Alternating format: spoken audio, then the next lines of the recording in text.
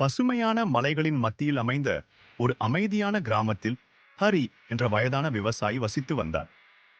அவர் தனது நல்மொழியாலும் நேர்மையாலும் நிலத்தின் மீது கொண்ட ஆழ்ந்த அறிவாலும் பிரபலமாக இருந்தார். ஹரியின் விவசாயம் எப்போதும் வளமாக இருந்தது. வருடத்திற்கு ஆண்டுக்கு செழிப்பான விளைச்சலை அளித்தது. ஆனால் அவரது அண்டை வீட்டார் பலருக்கும் நன்றாக பிள்ளைகள் ஏற்கவில்லை. ஒரு நாள் ஹரியின் வெற்றியை பற்றிய பொறாமை கொண்ட ராமு என்ற பேராசைக்காரன் ஹரியின் விவசாயம் செழிப்படைய காரணம் என்ன என்பதை தெரிந்து கொள்ள திட்டமிட்டார். ராமு ஹரியின் பண்ணைக்கு தூரத்திலிருந்து கவனித்தார். ஹரியின் விவசாயம் இவ்வளவு வளமாக இருப்பதற்கான ஏதாவது மந்திரம் அல்லது மறைக்கப்பட்ட செல்வம் உள்ளது என்று நினைத்து ஒரு சில நாட்களாக கவனித்த பின் ராமு வித்தியாசமாக ஏதோ ஒன்றை கவனித்தார்.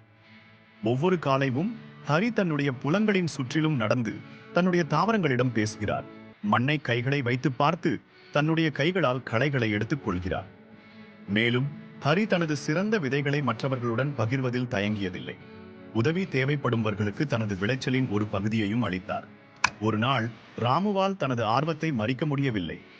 அவர் ஹரியை அணுகி, அண்ணா, உங்களின் வெற்றியின் ரகசியம் என்ன? ஒவ்வொரு ஆண்டும் இவ்வளவு செழிப்பான விளைச்சலை எப்படி பெறுகிறீர்கள் என்று கேட்டார்.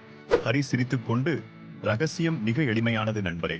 நான் நிலத்தை மரியாதையுடன் நடத்துகிறேன். அதற்காக அது என்னை பிரசன்னமாக்குகிறது.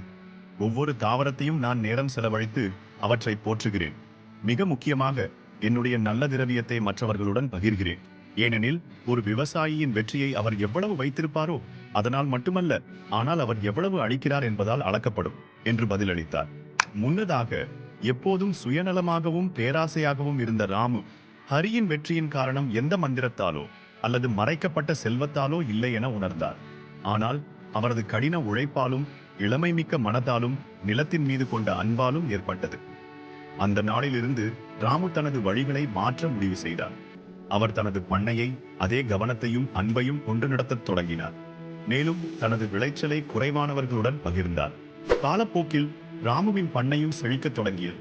மேலும் உண்மையான செல்வம் நீங்கள் என்ன வைத்திருக்கிறீர்கள் என்பதை பற்றியதல்ல, ஆனால் அதை மற்றவர்களுடன் பகிர்வது மூலம் வருகிறது என்று அவர் கற்றுக்கொண்டார். கிராமம் செழித்தது. மக்கள் ஒற்றுமையுடனும் அமைதியுடனும் வாழ்ந்தனர். நன்மையின் நாணயங்களும் அன்பும் நிறைந்த வாழ்க்கையை பெறுவதற்கான உண்மையான ரகசியங்கள் என்பதை அவர்கள் புரிந்து கொண்டனர்.